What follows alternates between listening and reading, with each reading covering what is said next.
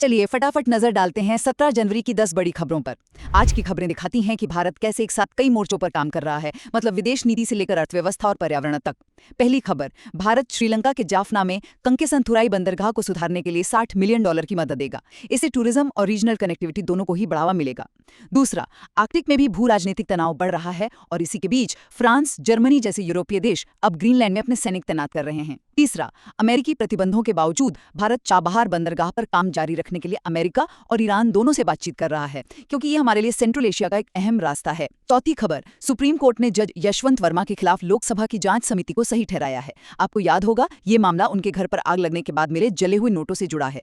पांचवां, अर्थव्यवस्था की बात करें तो दिसंबर 2025 में 50% अमेरिकी टैरिफ के बाद भी हमारा माल निर्यात 1.8% बढ़कर $38.51 बिलियन पर पहुंच गया। छठा, देश में लेबर फोर्स पार्टिसिपेशन रेट 56.1% के नए हाई पर है, जो अच्छी बात है, लेकिन बेरोजगारी भी थोड़ी बढ़कर 4.8% हो गई है।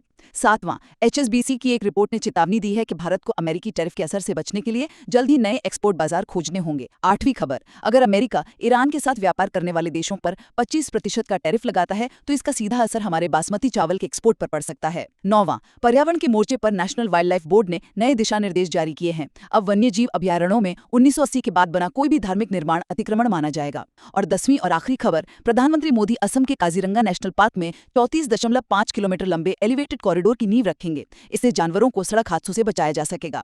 तो कुल मिलाकर आज की खबरें दिखाती हैं कि भारत कूटनीति, आर्थिक चुनौतियों और पर्यावरण संरक्षण के बीच कैसे एक संतुलन बनाने की कोशिश कर रहा है।